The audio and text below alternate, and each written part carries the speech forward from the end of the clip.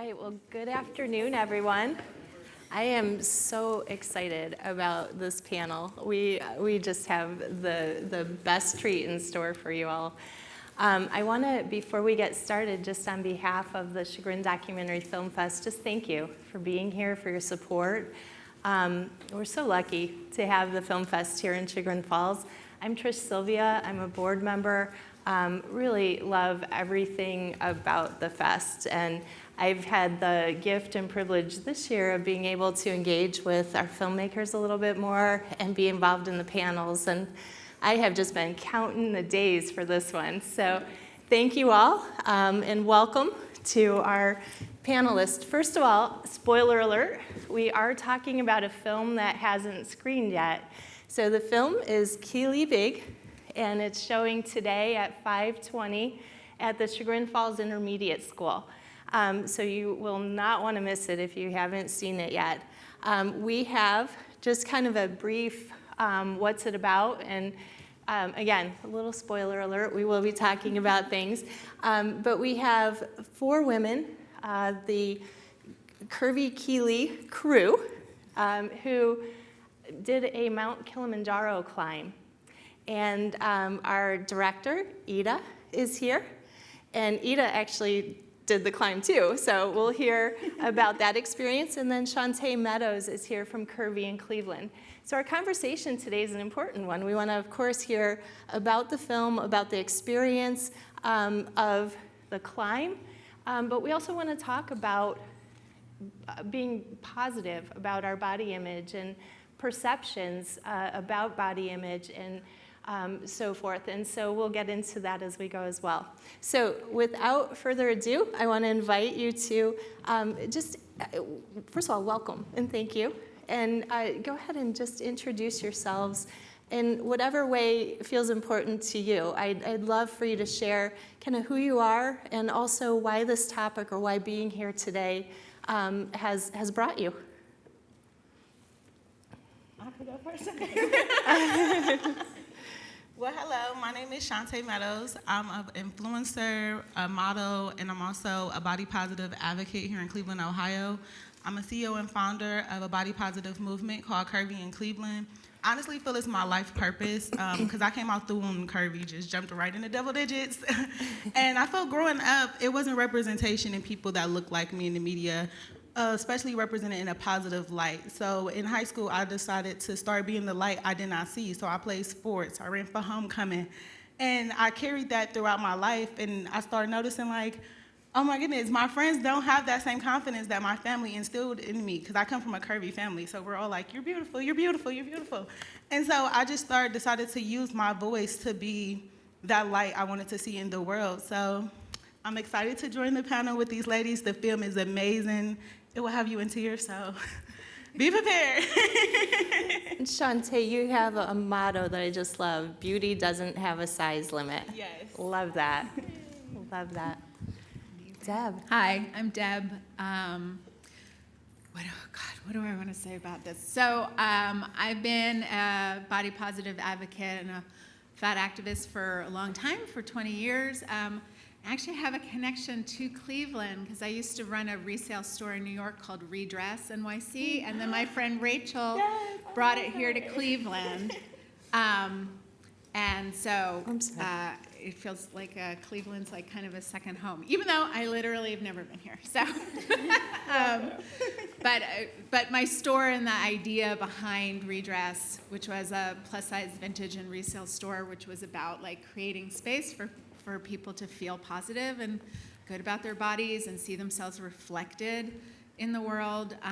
That was a big, important part of that mission. And then this trip was my birthday present to myself for turning 50, wanting to do something adventurous, but also wanting to like not be alone, to be connected, to be in community, I didn't realize we would be making a film. That came after, and then I was just like, well, it's just the carryover from the mission that I've always had in my life, which is to like represent and create space for people to feel empowered in their bodies. So I'm excited for you to get to see the film. But literally, it was it was the adventure of a lifetime that I didn't know, like when I was young, I didn't know was possible for me. And so it was exciting to get to do that at 50. I turned 50 this year, Deb, and I did not climb Mount Kilimanjaro. It's not too late. It's not too late.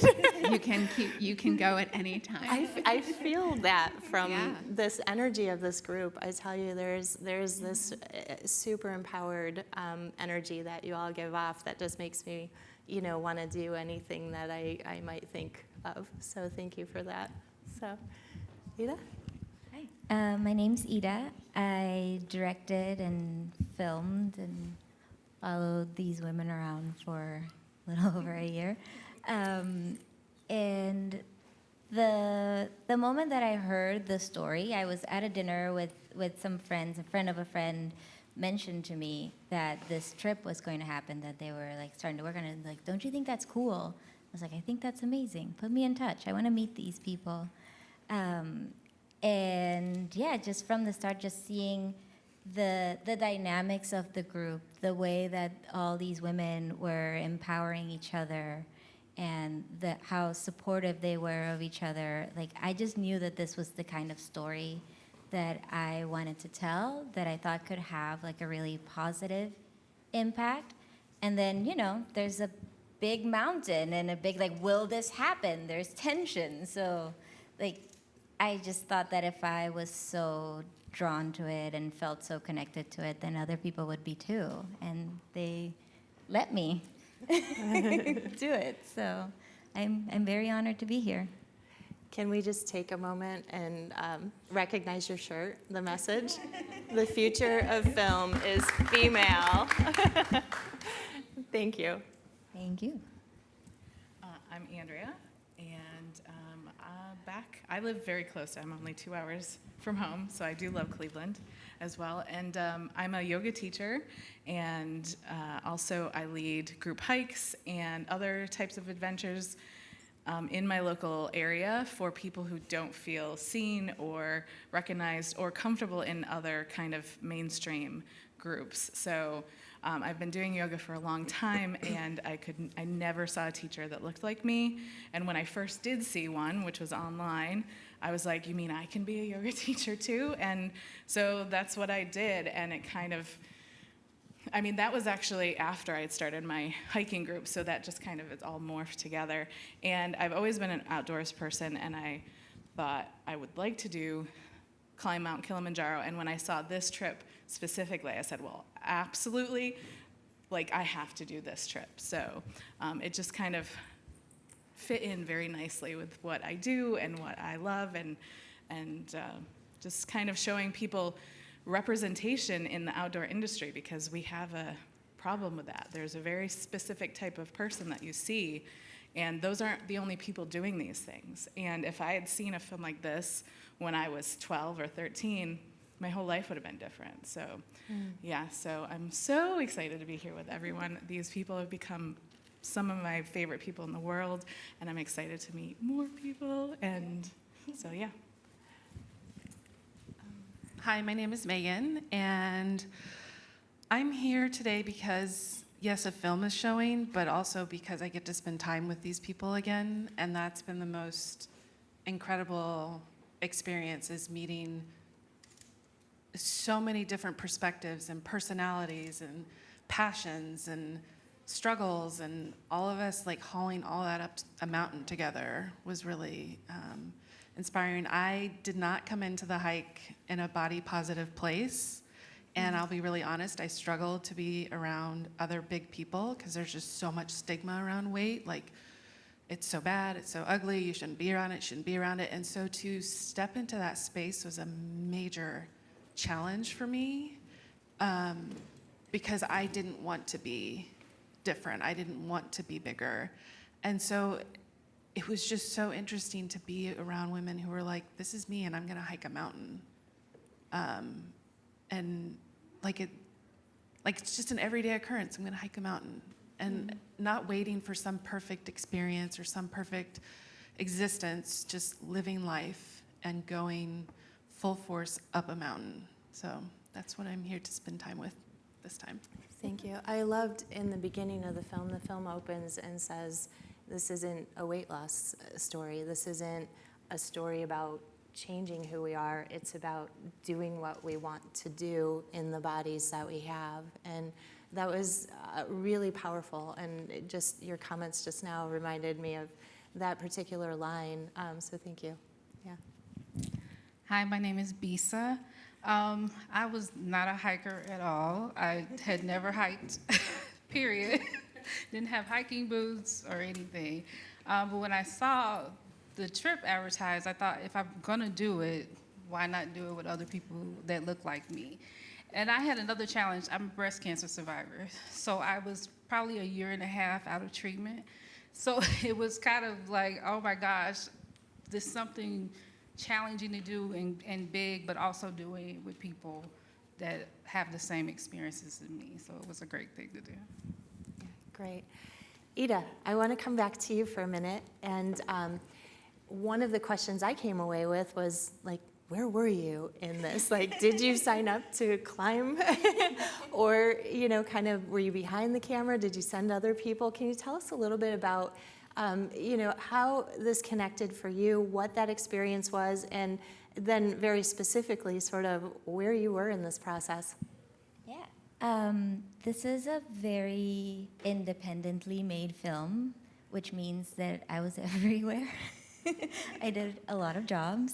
And yes, I was on the mountain. I got to go meet them at the different training different times that they all met together to train, and got to meet the group and learn about the dynamics of the group and learn about all these things that I had never heard anybody talk about bodies and talk about fatness and talk about all these things in the way that I had heard these women talk about it. So there was a lot for me to learn at the same time as just being around these like really cool group of people and being able to go on these things and film it. And then on the mountain itself, and actually on every trip, I always made sure that the crew that came along with me was made up of women, because the group was made up of women, and I didn't want to like introduce like a male gaze into the dynamics. Like I wasn't there to interrupt, and I tried really hard to sort of melt into the background. They didn't always let me. It's like, the camera's not here, and they're like, hi. And yeah, as far as I lost my train of, what was the question? As far as the I mean, high points, challenges. Do you feel like you were changed in a fundamental way? Oh gosh, definitely. I mean, it was probably the biggest project I ever took on, and much like climbing a mountain, I was very, very aware of, tried to coach myself to just do the next step, just think about the next step, and don't look too far up. Don't look at the immensity of the challenge ahead of you, because this is my first feature. Woo!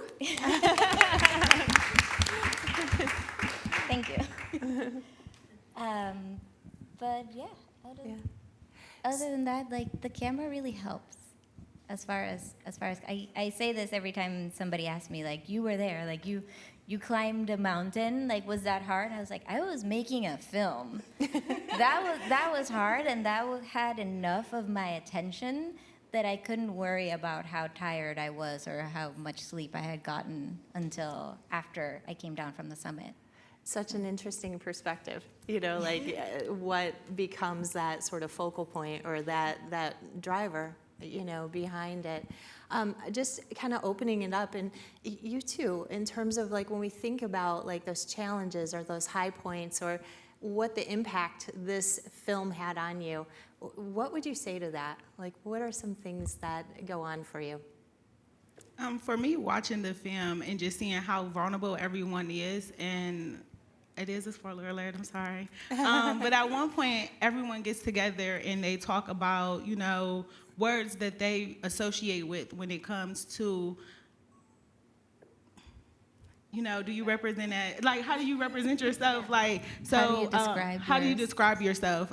So some people say fat, but growing up, fat was such a stigma. Like, you want to be anything but fat, So I embraced the word curvy, and I created a company, Curvy in Cleveland, because that's the word that I felt that was empowering for me. And it's just amazing to see, like, you're never alone, because the feelings you have, it's other women out there that felt that exact same way. So it was amazing to see everyone come together and just really root for each other. And then even if someone fell behind, they're like, no, we're going back to get her. Where is she at? And that just made you understand, like, it's more than just we're going on a hike. It's like we're a sisterhood. We're in this together. And it's so inspiring that you're just like, I want a group of friends to go on a hike with too. I am coming. And what if life were a hike with a group of friends, right? Yes. Like, what if we could always access that community and find that kindredness in us, and the acceptance and the love and all of those things that were just so compelling. Yeah. Yeah, I think one of the things, so much of like the entire journey was the highlight for me, like the way that we would coach each other and cheer each other on and like encourage each other to like maintain, like take your own pace and your own time, and like that kind of messaging was super impactful, because sometimes like I know I did a lot of my training by myself, and like, at least I knew like I had the group on Facebook to like connect with or report back to, or like post pictures and be like, I did this, and like that was really so helpful to just know like I had this whole community cheering me on, keeping me going with this like goal in sight, and then the mountain was like, it's like indescribable. Like I showed up there and being like, I have no idea what's gonna happen. I am not from an adventure outdoors background like at all, and I came into hiking older after 40 and like found something that I really loved, but it's definitely still kind of like it's this part of me. It's almost like reclaiming the me that I wished that I could have had again when I was younger, but then again just not wanting to like wait another 20 years and be like, oh, I wish I had done that. So the highlight is like we just keep going. We like go on adventures. We're going to Iceland. We do cool things. There's more Kilimanjaro trips. Like all of a sudden, this thing that was just like one thing is like, it's like giving, it's like birthing all these other things. It's all very generative, and that part, it feels so astounding. So I feel like I can't wait to see what happens when more people see this film and what will grow out of that. But you're right there. I went from someone who didn't have hiking boots to like hiking all the time. I just wanted to mention about doing a hike like this with people that look similar to me. It took off such a huge amount of pressure mentally, because so back when I was in college, when I was in my early 20s, I hiked the Inca Trail in Peru, and I did it with 2 people, straight-sized people. And I was not the size I am now, but I was definitely the biggest of the group. And the entire trip, I was constantly in my head about, I'm the bigger one, I'm the slower one, et cetera, et cetera. So it took something away from that trip. It took that trip and made it about this internal struggle that I go through every day, no matter where I am. So to go on a trip like this with people that looked like me took that mental part completely away. And I was able to be there a lot more presently and be on the mountain and experience the whole experience, rather than sitting there worrying about that part of it in my mind. And that just took a whole layer off. So. And that's why, I think that's why you guys let me make the film. I think that's why I always say that even braver than going after like the tallest peak in Africa was letting your story be told and letting somebody into your like really vulnerable moments. And it's because I think you all and we all recognize the importance of telling these stories, of letting people know that they're not alone. Because why do we make people feel that way? You know, and hopefully this film makes people feel the opposite, makes you feel like you felt with the group, and that's the you everyone, you know. Yeah, the vulnerability was really big. I have the soundbite at the start of the movie, so that was kind of a shock. And I was watching it with my parents, and they were pretty excited about my vocabulary. I kind of remember, it's like 2:30 in the morning on Summit night. I kind of remembered, but I don't remember saying all of that.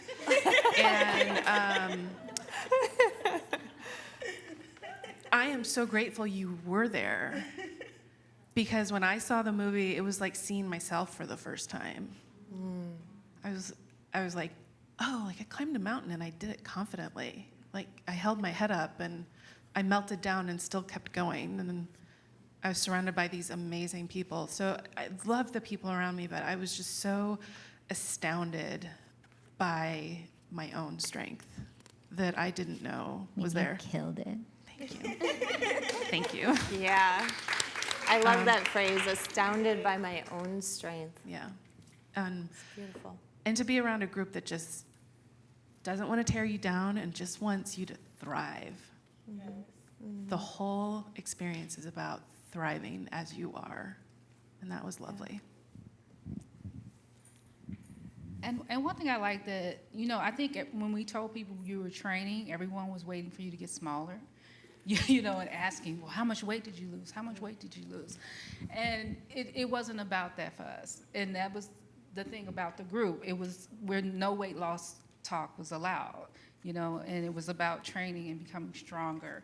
And you know, our goals to make it as far as we could, you know, whatever our end point was. But that's what the great thing about the group was. It wasn't any of that judgment about, you know, you didn't do enough or anything like that. Can we go there? Can we talk about body acceptance, fat positivity, talk a little bit about labels? You guys had a really rich discussion in the film and kind of scattered throughout the film about kind of that perceptions and labels. And, you know, I think at one point there was Megan, I think you talked about concern troll. And like these things that sort of happen, whether they're well-intentioned or not. But I would love to just, you know, however feels right for you all, to talk some. Like, let's go there. So I think that's part of when we were in Portland, and we did a big hike in Portland, Oregon. And some news crew came out to film it, and it was on the news. I went home and watched it with my aunt and uncle, and they thought I was famous, and I was like, yeah, a little bit. And then the next morning we went to breakfast, or maybe it was that night, I don't know, but someone was reading the comments on it, and it was the first time I'd been trolled. But it also, honestly, I never would allow myself to be seen before, so to be seen and then to be trolled like that, like, you know, I hope they have a fried chicken stand along the way. And I just was like, people wasted their time to do this. It really, it didn't destroy me like I expected. And the whole, we're so concerned about your well-being. Well, no, actually you're not. It was terrible, but I survived it, and I just made me even more grateful that I was with a group of women who had been there, who'd been visible before, who'd taken risks before, and that was being around that strength really helped me. That was the difference for you? Like, you know, your own sort of power kind of stepping into it, but having a community around you that... Absolutely. Like, after this experience, I don't want to hike with straight people again. Straight-sized. Sorry. Oh, the labels we put on. Yeah, I'm a lesbian, so okay. It can go both ways there. But I had always hiked with straight-sized people and was always last. And in this experience, I was in the middle, I was in the beginning, I was at the end. It didn't matter. I hiked my own hike without spending the whole time thinking, I'm so far behind, I'm so far behind, I'm so far behind. Yeah. It was like being present in my body. What is it, 5 days, 8 days? I don't remember anymore. But it was so wonderful. It's 7 days, thank you. It was just so wonderful to not think like I'm the last, or I have to push past this person. It's like, no, just hike for myself. It was great.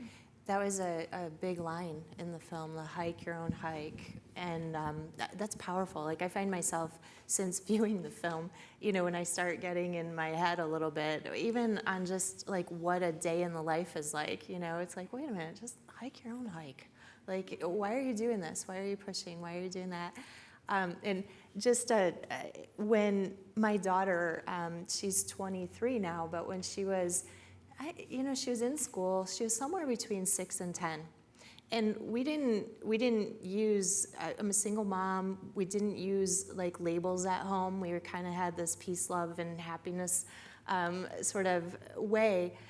And I remember she was trying to tell me about somebody I didn't know. It was a teacher or somebody.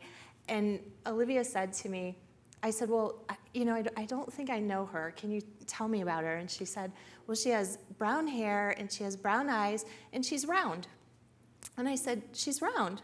And she said, yeah, she's round. And I said, her grandma is small. And I said, what's grandma? And she said, she's flat.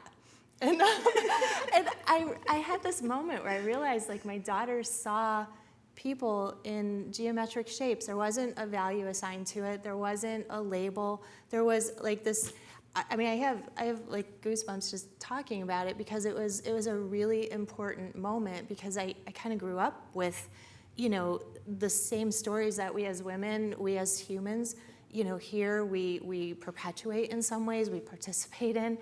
And to have this soul who is out in the world in some way, see it in round and flat and, something that it was geometry. It wasn't, and so I love when you said straight. I was thinking of little Olivia in her round and flat people world. So, yeah. I was just holding it. I think for me growing up, I come from a curvy family, and so no one ever talks about the genetics of you being curvy. It's always like you eat too much, when in reality now you causing people to have eating disorders because you're making us think that we eat too much when we all need to eat. It's a part of life. So I remember in middle school I started playing sports, and in high school I continued to play sports, and I would always go to the doctor, and I would always be higher than a BMI. Like, there's not even American standards here. So we're comparing ourselves to these unrealistic body standards that's based on European standards, that now I'm morbidly obese as a child. And I'm playing sports, I hang outside with my friends. I'm like, what else do you want from me? Like, what else can I do? And it just put me in a dark place to say, like, no matter what I'm doing, I'm never good enough. I'm never good enough for this society, because when you look in the media, you just see these hourglass shapes. You never see people that look like me. So I remember my mother, Jenny Craig was like the big thing before Weight Watchers. And I remember her taking me there as a child, and I'm just like, you want me to take diet pills? You want me to do all these different things? And that sticks with you as a kid. So I just feel like now that I'm an adult, I really push for positive imagery in the media, because going through the 90s and the early 2000s, we didn't have what we have now. Like, fat positive is a word in the dictionary now. Body shaming is a word. We didn't use those words before. We didn't know what that was. Everything was just lumped under bullying. So I love the fact that society is, slowly changing. You have more diversity in runway. You have more diversity in a lot of different things that we didn't before. So I think films like this is so important, because it's not just based on, oh, curvy girls went for a hike. Like, no, the body diversity and the representation in the film is so important in society, and it's going to push the needle forward to say, I got a little more confidence by watching their confidence and watching their struggles and even the dance parties in between. You're just like, yes, because that's life. You know, you go through life and you go through your own trials and tribulations, and you have to celebrate every moment. So I think that was, for me, watching the film, like, you did something there. You did something there, because whether it's a hike or whether it's life, you know, we all go through a journey and our own journey, and I just feel like when you have confidence, you have to spread it. And being amongst other people that look like you is so important to not only your own confidence, but you didn't even know it was possible before. I was always the curviest friend of my friends, and shopping for prom was hard, and different things was so hard that I'm like, I know I'm not the biggest of the biggest. Like, what is going on in society? Where is clothes for me to shop at? I can't go into the mall to this day and find a plethora of stores to shop from. You have one or two. And we're in 2021, you know? So society, I feel, is still slow to get to the point that you notice that plus-size people are not the minority. If majority of people in the world are plus-size, especially after the pandemic, why are you treating us so wrong? So I feel everyone standing up for themselves, and we're moving the future. We are moving the future, and I'm so excited that you all allowed me to be a part of this. I love it. And really, have you all ever seen a more beautiful panel? I mean, You know, one thing I want to say, people may not have noticed this, but you talk about clothes and finding gear for hiking in the movie. Like, a lot of us all had on the same shirt, and it's like the same pants. We're like, oh, we're dressed alike today. But it is. It was really hard to find gear, you know. So. Like Shauntae, you just said things so beautifully, but I just want to kind of support and second that. Is like, I have dieted for 30 years, literally 30 years of my life. I've been on diets. I am fat. I use that descriptor. I've taken it back. It's neutral to me. It's the same as I am short and I have dark hair and whatever else. So weight loss, permanent weight loss is not nearly as available, or 95% of diets fail, right? All right, so everybody's been on some diets. And so we're here, right? We're here, we're in our fat bodies or curvy bodies or plus size, however you want to define. So how can we look at our lives and make them better as we are? I am never going to diet again. Trust me, you ask me about diets, I can tell you all the calories and all the this, and I'm sure everyone up here can do the same thing. And it's not, so that's the point. The point is, we are here and we need to be treated as we are in these bodies, and not as somebody that's a before or somebody that's trying to change anything about ourselves or our bodies. That we need the clothes, we need the gear, we need people to stop concern trolling. We need people to not say, I'm so worried about your health. No, you're really not, because you have no idea what health actually is if you are worried about it. So yeah, I totally.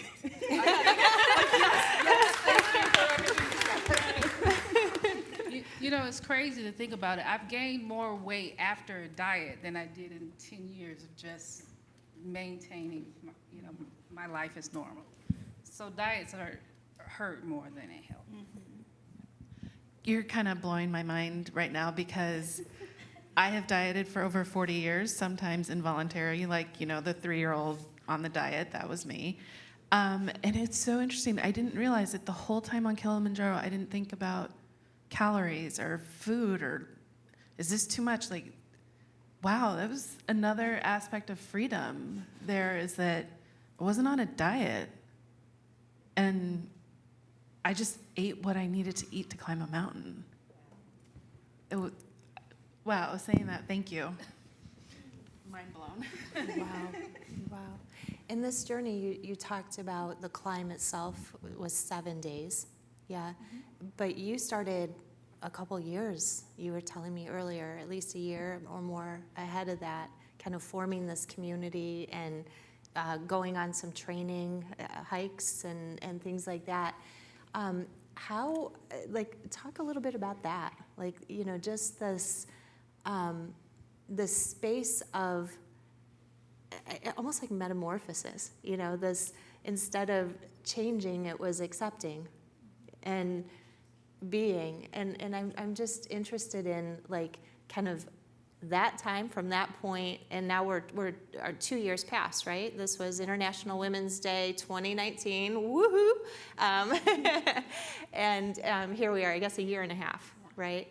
But tell me about the journey, you know, that piece of it for you. I remember signing up for this trip. Like it was like, I don't remember what year it was, because I am in menopause, so I don't remember anything. But I was not yet 50, and I was thinking ahead, and I was like, I want to do something like outrageous, like for my 50th birthday, and there are these like month-long walks in Nepal or something like, and I was thinking like, what would be really cool to do?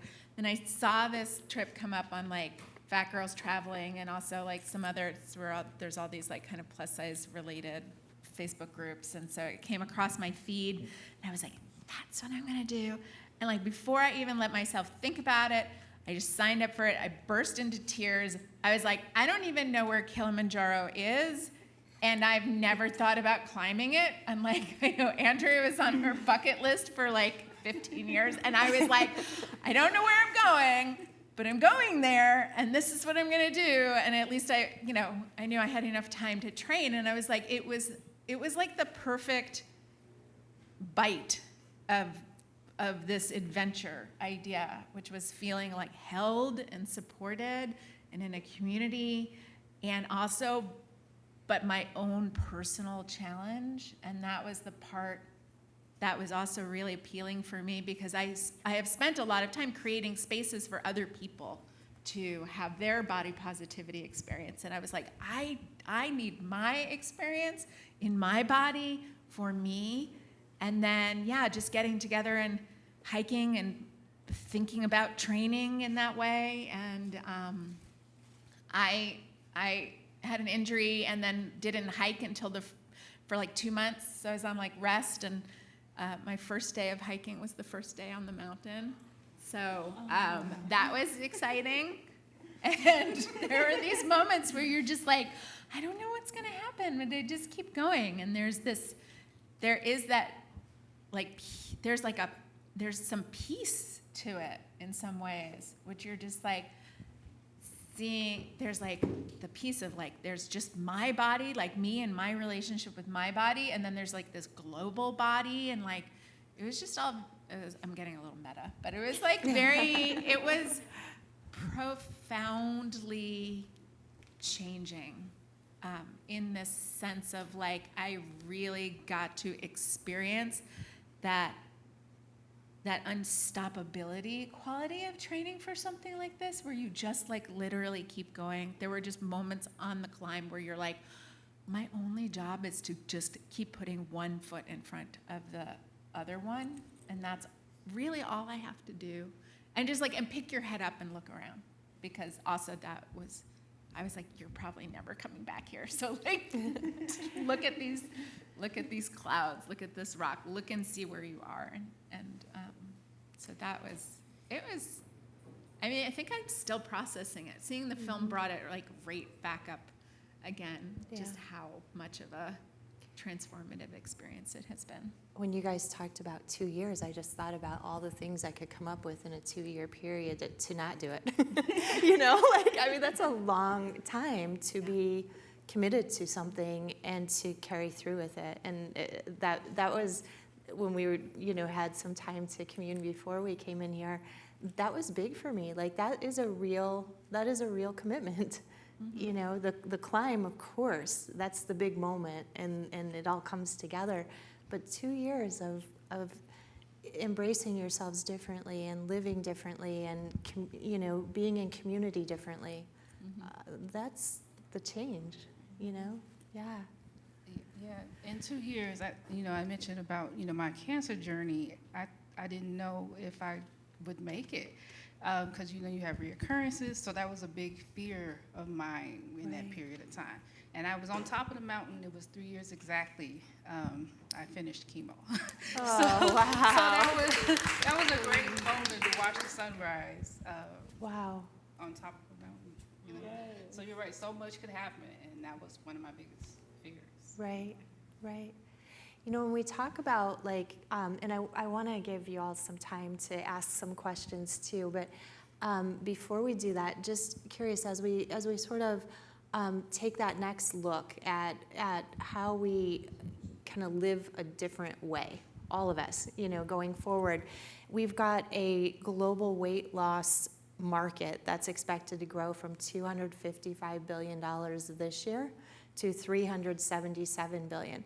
And that's not the wellness market, that's the weight loss market.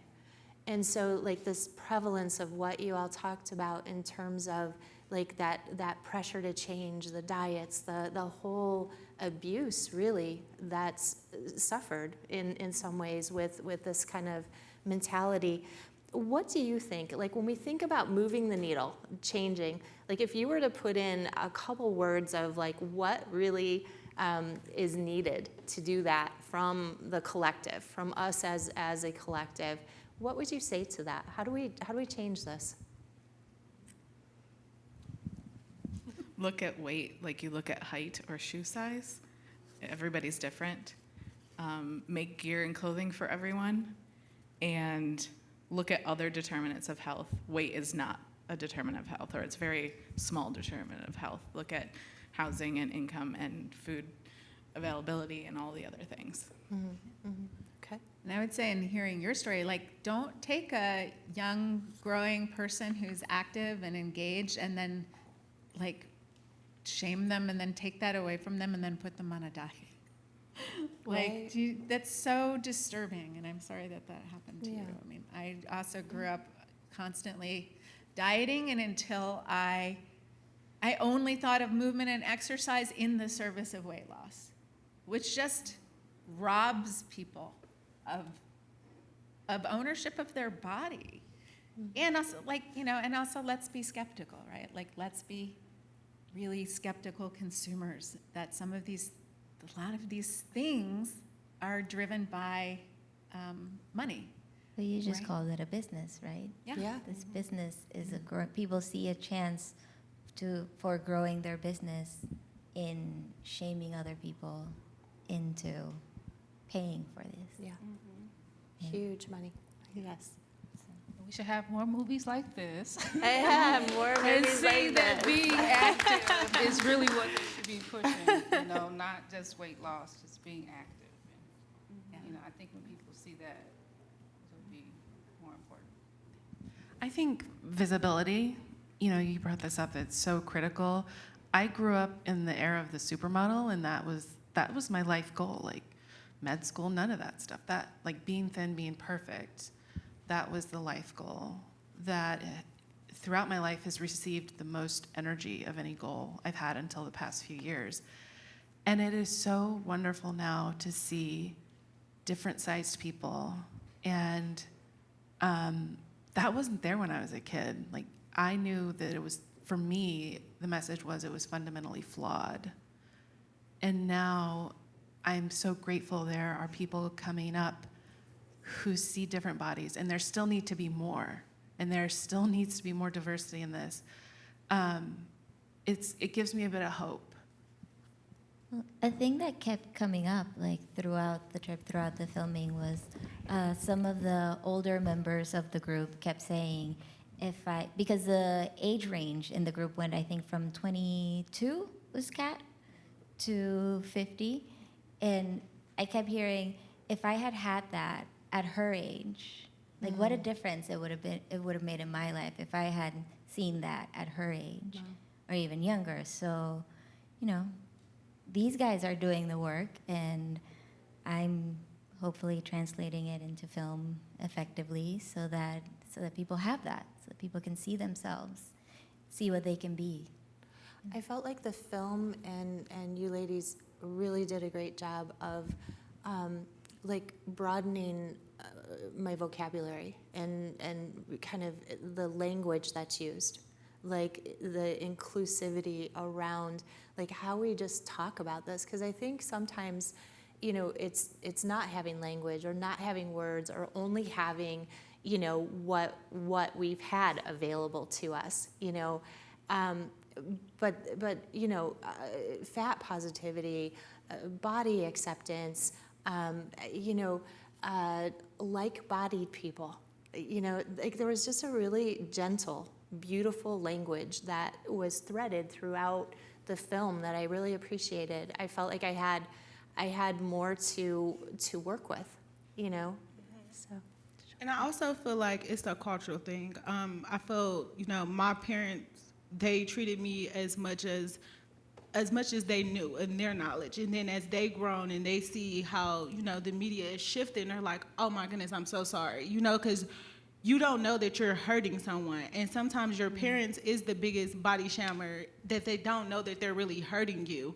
Because at one point, fat camps was acceptable, right? Like people took their kids to fat camps over the summer and you never really thought mental or what is that kid going through there? You know, what is the long-term effect of that person going there? So I feel, you know, as a culture, we have to just keep pushing it forward as a collective because that's the only way it's going to change. I feel at one point, you know, on TV you showed curvy people, they didn't have boyfriends, they was undesirable, and now they have boyfriends. Now they are, you know, the star of the show, and I'm like, yes, go.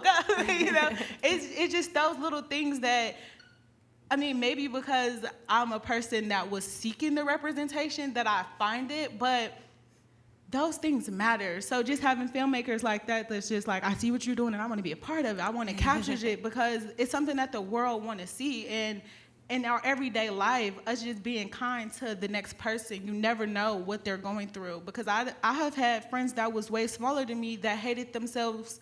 And I'm like, girl, people are paying for your body. What are you mad at? Like, people are, and so it's not based on a size. It's no matter what size you are, we all have our flaws, we all have our insecurities, and it's all up to us to come as a collective to say, there's nothing wrong with you. You're human. You have feelings. You can feel some type of way about your body. And you don't have to just be restricted to this diet culture because every day, especially through the pandemic, I'm just like, oh my goodness, it's so much thrown at you every day. The detox teas, the waist trainers, the surgeries, you don't know which way to go. So in 2017, when I came out with my company, I will always team up with a dance instructor or a fitness instructor to offer fun ways to work out. And that way, we're not thinking about calories, we're not thinking about the weight. Just come grab your homegirl and let's just have fun, let's dance. And that created a culture of like, let's get together, you know, like let's meet up at the park and we'll do different things like Zumba or dance class, and every week it'll be something different. And the internet trolls, they like to come, all right? And I remember people saying, like, you're just promoting obesity. And I'm like, I'm not. I'm providing a safe space for people to be themselves and to accept their bodies no matter what size it is. Because beauty doesn't have a size limit, and that's not something that we tell people. I grew up thinking beauty only looked a certain way. So I'm excited to see what the future holds because I feel like it's going forward. Promoting. So I think we'll open it up to you all. Any questions, any comments, anything you'd like to dig into? Are we out of microphones? I don't need a mic. Oh. Okay. All right. Ladies, you are totally inspirational. Woo! We're talking about planting the seed for the future. Will you please do a documentary on your Iceland trip?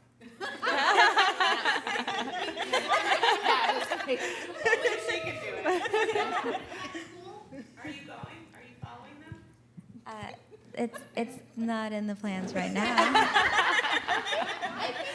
I think y'all are awesome and people want to continue. I know, but You're we going on that also. trip too, girlfriend. I'm getting on one of these. I think also at some point we just get to be people. And we can pass the mic for other people to, to continue the theme, right? Like I think you were saying, it's a community thing. We want more people, not just the same people, right? So. Could you imagine this group just going like this? Well, That's already happening. That's already happening. These guys so are. this travel company that did this first initial Kilimanjaro trip now has created like a plus size division, and so this Iceland trip is with the same travel company, and so then we get to just keep hanging out and traveling together. Andrea is the guide for that trip. She guided a trip to Peru. Like it is generative in that sense of like one thing birthed many things. And so, yes, maybe some other people will make a movie about their adventure. But I'm going to opt out of any more documentaries at this time. I'm very happy to be in this one. This is another bucket list item I didn't know that I had. So the travel company added the plus size division, and there's going to be, I'm leading another one in Peru next year, and then there's 2 going to Iceland, one in August and one in September. So these are open to the public. You can just go and like sign up and pay your money and go. So yeah. Nice. I love how gentle they were throughout the film. Like they not only just was like, I'm doing my job, let's go. They were like really like, you can do it. They were really the guys. They were so encouraging. Like throughout the whole film, even when they didn't know they were on camera, you like, that's just how they are. I love that about it. The guides and the porters in Tanzania. Yeah. I mean, it was. What's So there's 2 companies. right? I don't know the names in Wait. Trek to Kili. There's two different companies, right? That because the local company it's WHOA, Women High on Adventure, and they have a WHO Plus division that sprouted from this trip that these women started, and then the local guides, because the WHO subcontracts a local company to go up Kilimanjaro specifically, and they're Trek to Kili, and they were amazing, and it was important for me to have them in the film because they were such a big part of the trip, and I feel like those people get erased really often. So like for me, there's layers and layers of representation in the film that I tried to be careful of maintaining and making sure that everybody got a little. Yeah. So hopefully you don't even notice it, and it's just like normal that like. I felt like they became more and more part of your community as the film went on, and the songs and the chants and the and they were Hakuna blown Matata away and by the We this group. Fat Women, we can. Like I love that. Like it was just amazing. It just seemed like there, you saw this community melt together in such a beautiful way. Across any differences. I mean, there's any number of differences that you could have called out in that group, and it was just beautiful. Yeah. Yeah, our trip was supported by 100 porters and guides and people working the kitchen and carrying up our stuff and setting up our camp, and so that the crew from Tanzania. And we had maybe the most women porters of like any of the other previous trips, and that was also incredible. And we, built friendships and relationships and had really, good conversations about kind of why we were there. And they were like, this mountain is for you just as much as it is for anybody else. And that was so powerful to hear because, we're kind of like, what do they, what do they think about this wild group of 20 fat women climbing this mountain? And they're like, no, mountain is not just for like athletic looking people, right? Like the people that you would associate with athletics. I would associate us with athletics as well. Yeah, and they were so great and supportive. Like at the end, they would come down because if I fell behind and walk me to the camp. So a couple of days it was like that. So it was really great with them to get you through. You had a question? Yeah, I'm not familiar with the journey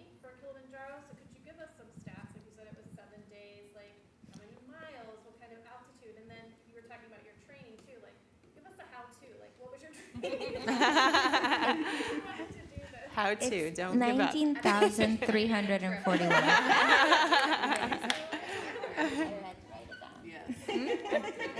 Say it again. 19,341 feet of elevation is Wow. peak. And it was like, I would say 5 to 10 to 12 hours of hiking a day. No? I mean, it seemed really long to me. 6 to 8. Really? Another mind blown moment. Okay. Well, except mean- for Summit. Summit night Summit is was like a 12-hour. Once I said it felt like a week, I believed. And it's 5 days up and like 2 down, or 5.5 days up and like And 1.5 days down. So it feels like 2 different trips, really. We were talking about that down as a little bit like 1, you're exhausted, and 2, you're just like, you have to keep up this pace that is not the pace that you have when you're going up. Yeah.